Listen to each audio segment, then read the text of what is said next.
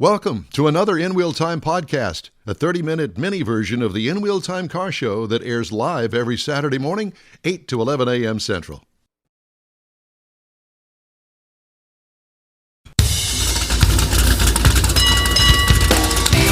You've got the award-winning In Wheel Time car talk show. Coming up, our local track roundy round expert, Rodney Rodriguez from Dirty Air.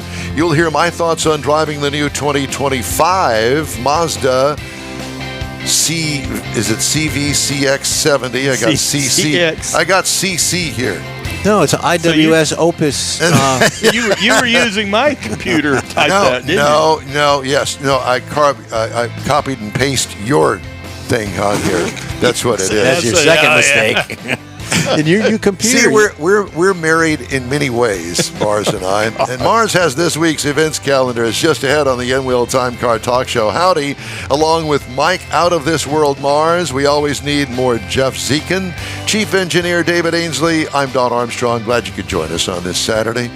Man, I'm telling you, it's just been a bevy of mistakes. But not through your new computer. That's your new computer. No, it's not. That's my old computer. Oh, because I finally fired up my new computer. I did something, and how I did it, I still don't know. But it copied everything off of this computer and put it on my new computer, which I did not want to do. No. Now I've got to go back and somehow undo what I did. Good luck on that. You done did it. Welcome to my world. Wow. Anyway. Something in the air. Yeah. Dirty air. That's what we got coming up. Ladies and gentlemen, here he is. How's that a segue? Rodney Rodriguez. Where are you at a track somewhere at night? He's in jail. No, I'm actually at home. These are TVs behind me. I'm at home. Are you? Yeah. It's a rare weekend at home? Yeah, it's gonna be a great weekend at home. Is it? Do you have any brown water there? Yes. Yes. We do. That's Plenty good. of it. How have you been, my friend? Been good, man. Just trying to beat the heat. I'll tell you, this is this heat is something else, and we're only getting started. And these race teams and stuff that are sitting out at racetracks all the time. I often wonder. It's like, why do you guys want to be at the racetrack all day long? I mean, this is ridiculous. I mean, you start feature races at 8 in the evening, and it's 95 degrees. It's like, man, what are we doing here? This is ridiculous. Yeah. They got to be there early. Well, they are there early. Yeah, they're all day. All day. They're there all day, and it typically. And I've always wondered how in the world they do what they do, because on race day, Saturdays typically with short track local stuff, that day starts early in the morning and doesn't end until they get home, put their head on the pillow, usually after midnight.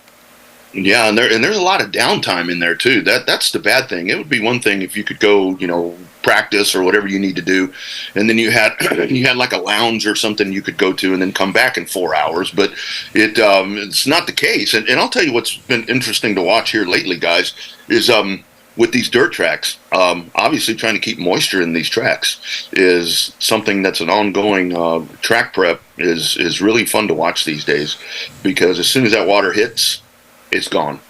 So it's a lot. It's always good to have yourself a little tank, if you will, in the ground, catching rainwater when you can, and go and suck it out of there and put it in the truck. Well, I'll tell you, if the water trucks these days, I mean, that's the MVP at the dirt tracks. I was actually at a dirt track, I think it was probably about 3 weeks ago, and they kept having the water, and they did one more pass with the water truck right before the races were about to start, and they overwatered it, and the water truck got stuck. So that was another hour ordeal. So it's like you can't win for losing on some of these deals sometimes. Yeah. Well, you're a race car driver yourself. What kind of cars did you typically drive? I was for most of my career, I was in stock cars, what you would call a street stock or a super stock or something like that. Lots of Novas and Camaros were destroyed by yours truly right here. So and right towards the back end of, I never say the R word, because I will gladly jump. Although I have been offered a couple of opportunities this summer, and I've turned them down. I have to work. It's the heat. Why I don't want to do it. But right towards the back end of when I was competing full time, I got in a dwarf car, and that was, the motorcycle engine, 1,000-pound chassis, and that was the most fun I ever had in one of those cars. Oh my gosh, I can only imagine. I would love to try to do that, but I think I'd prefer to do it in dirt as opposed to asphalt. No, I thought the same thing, because when at Central Texas Speedway in Kyle, we'd have about 25 cars on the track, and we were, inches apart, and we're just so fast. I mean, they're so fast. And I thought the same thing, because on dirt, you're going to slow down a little bit. Well, I mean, you're going still really quick, but man, you want to talk about your body getting beat around. The first time I took one of those to a dirt track, I went out and raced. We did okay. About 3 days later, I get out of the shower and I look in the mirror, and after I look in the mirror and I think, what a beautiful man. I look and I'm literally. So you often shower with other people, or?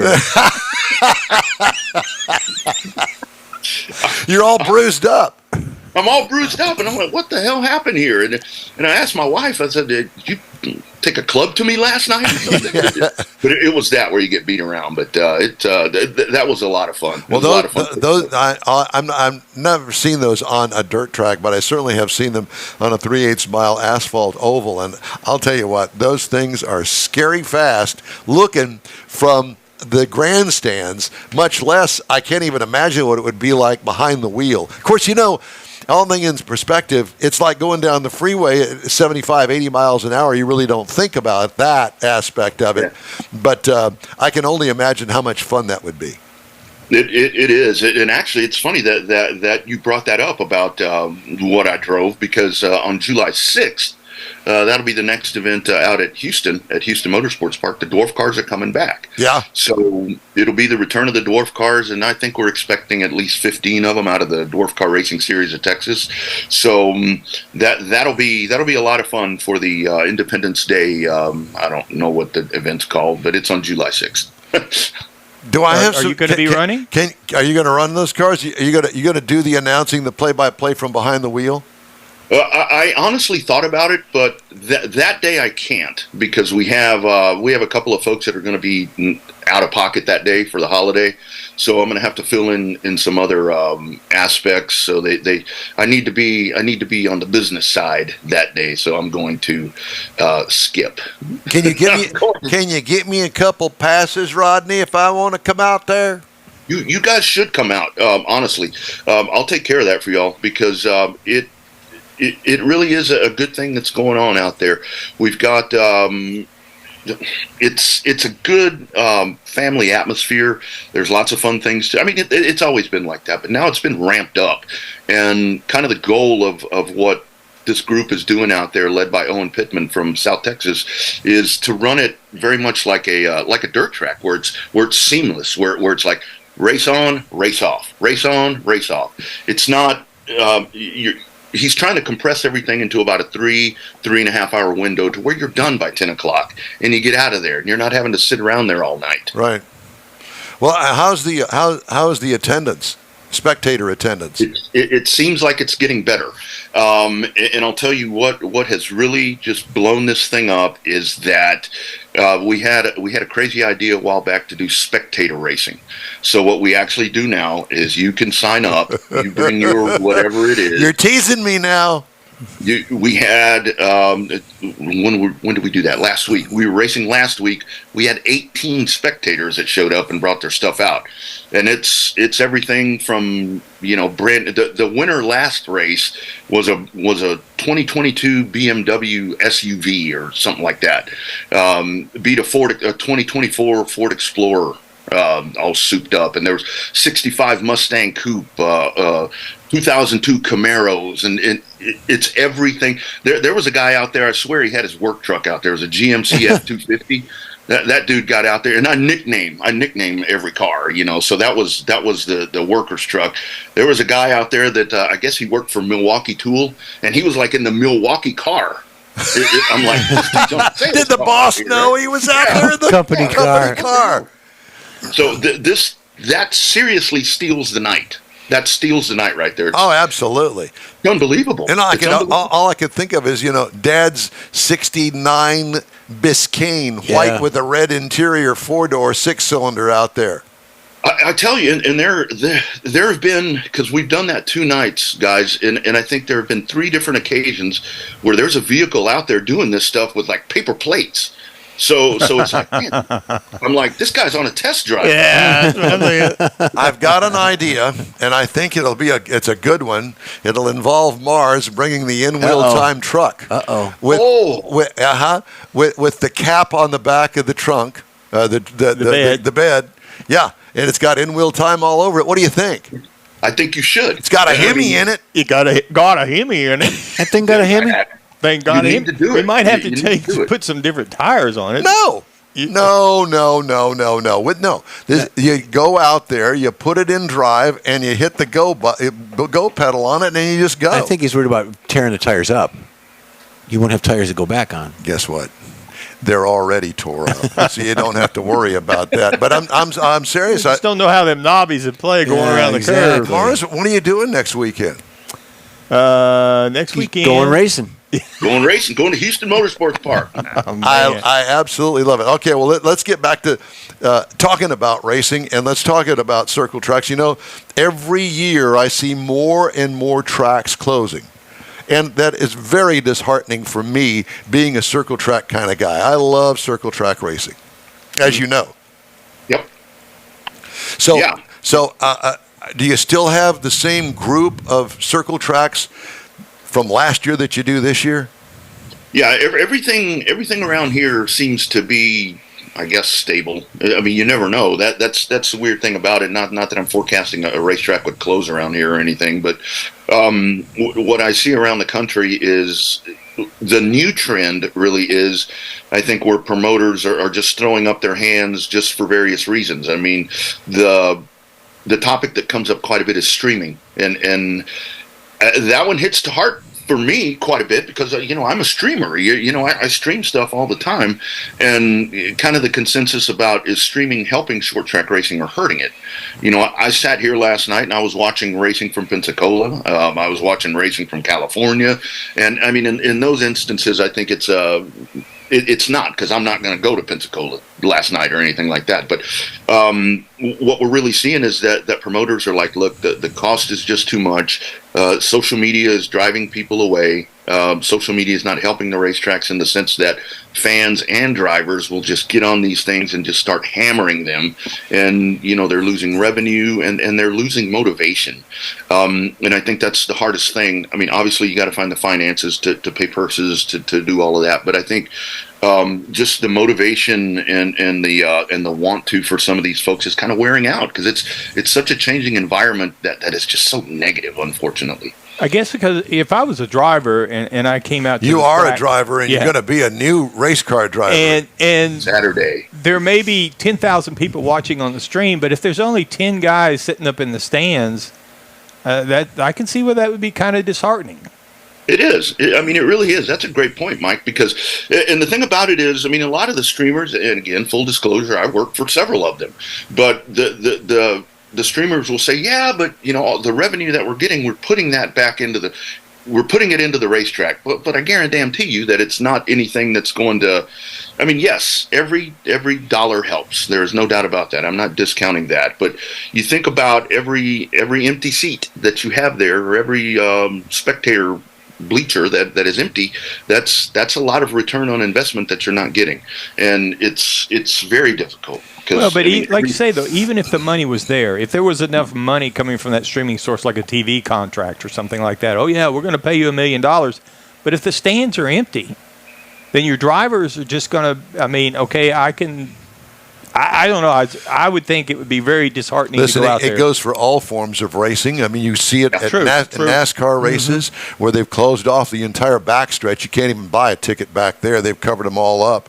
And same thing with drag racing. I was looking at some old drag racing video for Diamond P Sports back in the 80s. I'm sure you remember that. The grandstands were jam-packed with people. No empty seat in the house. Now, on Sunday, they may say that they're sold out, and they may have sold all the tickets, but I don't see a full house there. People aren't there. I don't ever see it. And same thing, obviously, NASCAR and every other form of motorsports. I mean, let's face it, the entertainment dollar is stretched thin to begin with, mainly because of the economy, but also there's so many things to do, a lot of it online. What do you want to watch? It's online somewhere. Right. Yeah, sit at home. I can watch 3 different races at home by flipping channels or changing the stream, or I can go and watch one race and watch the water truck get stuck and spend an hour watching him get unstuck.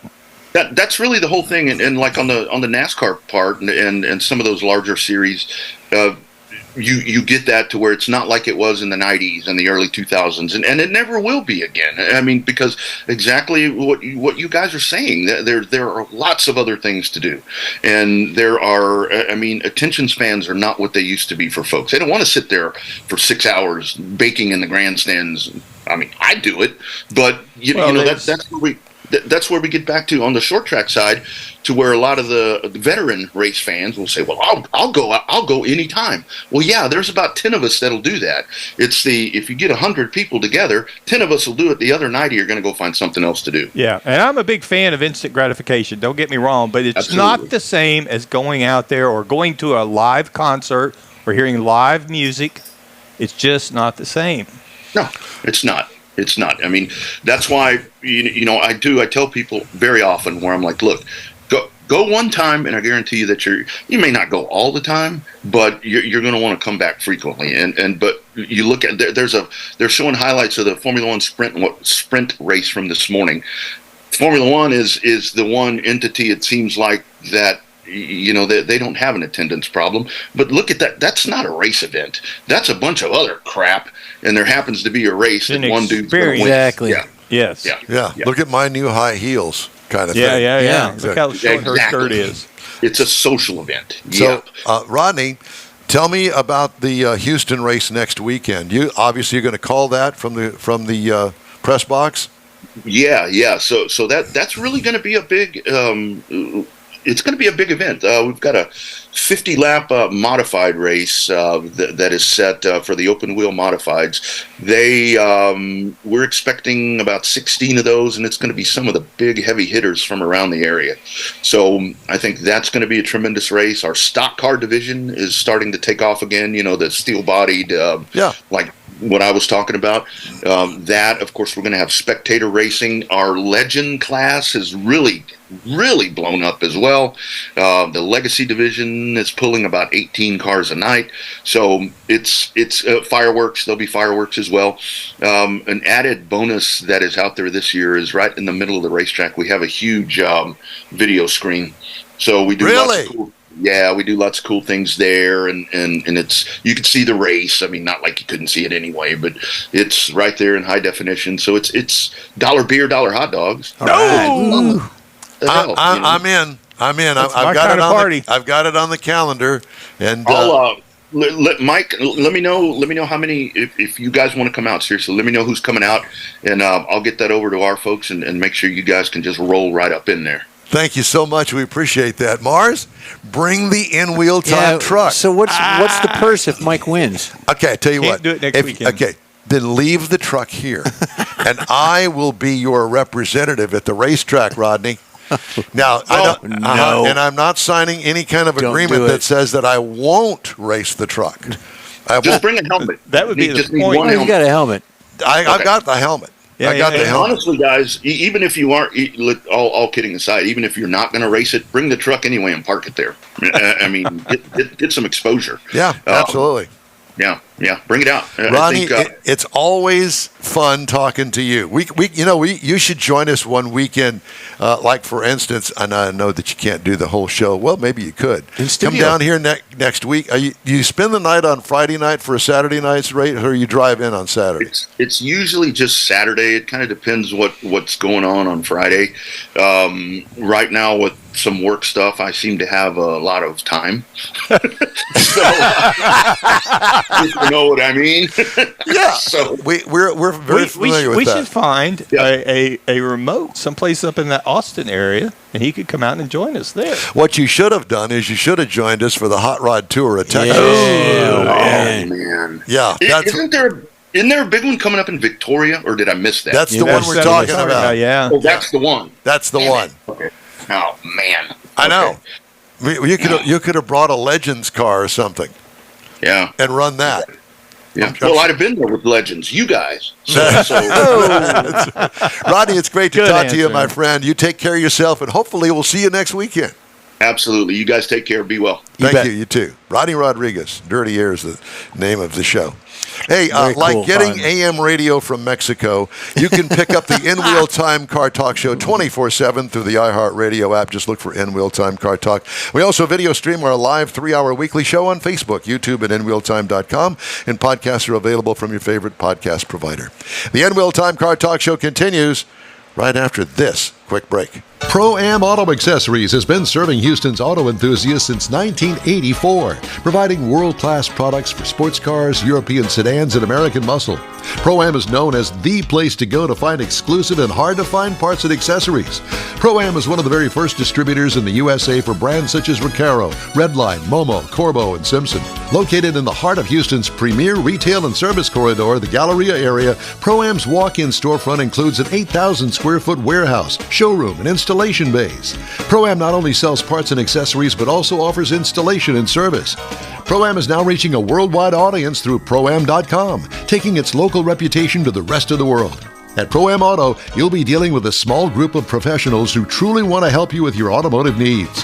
If you don't see what you're looking for on the website, call and Pro-Am will lend you a hand. Pro-Am Auto, 6125 Richmond at Green Ridge in Houston's Galleria area. Call them at 713-781-7755. Want to feel good about something special you did for someone special? In Wheel Time and the original Lupi Tortilla group of Tex-Mex restaurants have joined together to help a very worthy cause, God's Garage, a Christian-based 501c3 charity.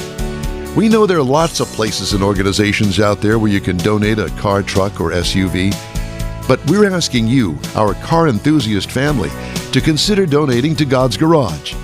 Visit godsgarage.org and learn about its mission, the women that have been helped, how each one is screened, and about their Restore You program.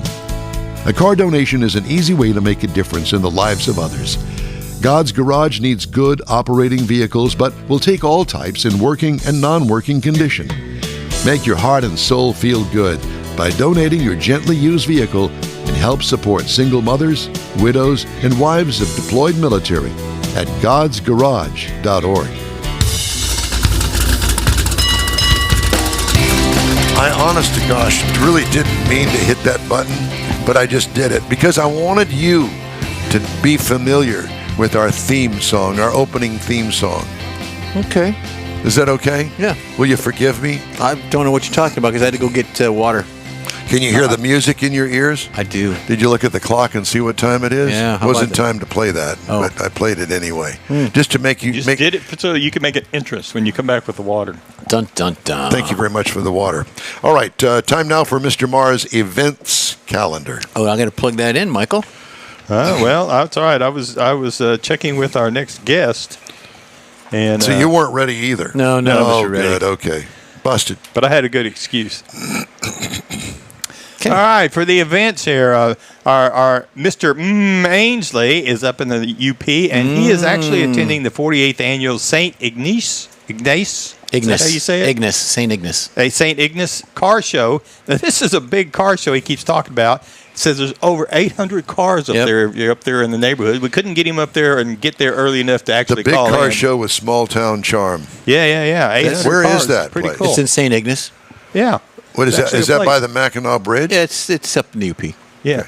Go to Saint Ignace. STIGNACE.com for more information. Oh my I don't know God. how you Oh say my that. But God. anyway, Never mind. He's from Neaterville. He's got an excuse. coming up this Thursday, July the 4th, the Freedom Celebration and Car Show in Spring, Texas. Now, there's going to be a day of fun things going on, entertainment. There's going to be a car show. There's going to be fireworks, a lot of things going on.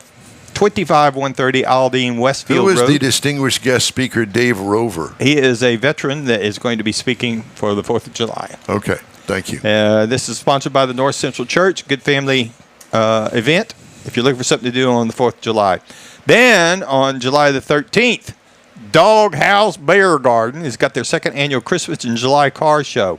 This is a Santa's going to be there, bring an unwrapped toy for ages In 1 to this 15. heat?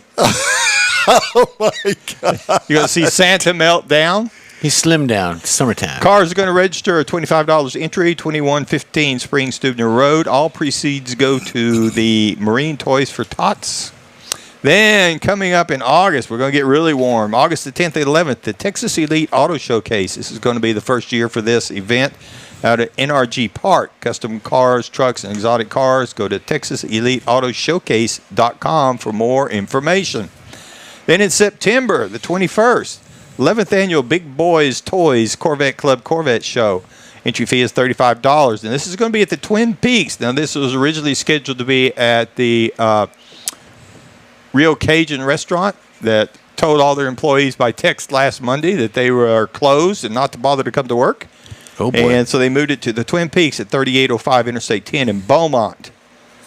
All right, coming up then on September the 28th is Woody's 6th Annual Waterfront Rod and Custom Car Show down at the Topwater Grill in San Leon. Is that right? San Leon. San Leon. Tell me again. How do you spell Leon? Leon. Uh-huh. San Leon. And guess what? That's where it is. Not San Leon. San Leon. Leon. Leon. Leon. Leon. I worked with a guy by the name of Leon over at Richardson Chevrolet back in the day. Great big tall guy. Leon. So we're talking Tune in next week when we spell cat. pre-2004 vehicles, best truck, best rat rod imports, best paint, things like that. $30 entry fee, day of the event. Go to Facebook at Woody's Waterfront Rod and Custom Show. Then on October the 19th, back to the Past Car Show, annual open classic car, truck, and motorcycle show benefiting the Spring Branch Senior High School Foundation, 9016 Westview Drive in Houston, and we will be there. How long have we been doing this show? 13 years. 13 years. 13 years. And, you know, in all of the shows that we have done in 13 years, I have tried and attempted to have these boys look at the clock once in a while. Well, Mr. Mars just went with a 4.5-minute events calendar that's supposed to be 60 seconds and has ruined my opportunity. I think so. My opportunity to do a car review. So for those that were staying tuned for the car review, you've all left, but for everybody else, They went to their car. they went to their car to get a hot dog. Thank you, Mr. Mars. I guess we'll do this on the other side of the break. Sure. He's not listening. I'm not. I'm ignoring you. If you'd like to get in touch with us, shoot us an email. The address here is info@nwheeltime.com. We'll be back after this. The original group of Lupe Tortilla restaurants will have you telling your family and friends just what the original recipe means when it comes to the best fajitas in Southeast Texas. Founder Stan Holt invites you to visit the first Lupe Tortilla near I-10 and Highway 6. Here is the original house that inspired the design of all the rest and the original charm that helped make Lupe Tortilla the go-to destination for Houston Tex-Mex. Nothing can compete with the original lime pepper marinade that everyone will agree makes Lupe Tortilla award-winning beef fajitas the best anywhere. Lupe Tortilla Katie's another location that gives you the same quality and service Houstonians have come to expect at Lupe's. It's located on 99 the Grand Parkway at Kingsland Boulevard in Katy. Find yourself in Aggieland? Head to the Lupe Tortilla in College Station. Located just around the corner from Kyle Field, it's a great place to enjoy those famous frozen margaritas before or after the game. Going to Louisiana, the Lupe Tortilla in Beaumont is on I-10, so you can't miss it. The original group of Lupe Tortilla restaurants has the best Tex-Mex anywhere, and you're invited anytime. Your car is a direct reflection of you, so don't be satisfied with color fade or a dingy, dull appearance. Get rid of those terrible automated car wash scratches. Gulf Coast Auto Shield is your Save the Paint company. John Gray and his team of detailing experts can help your cars finish without a full repaint.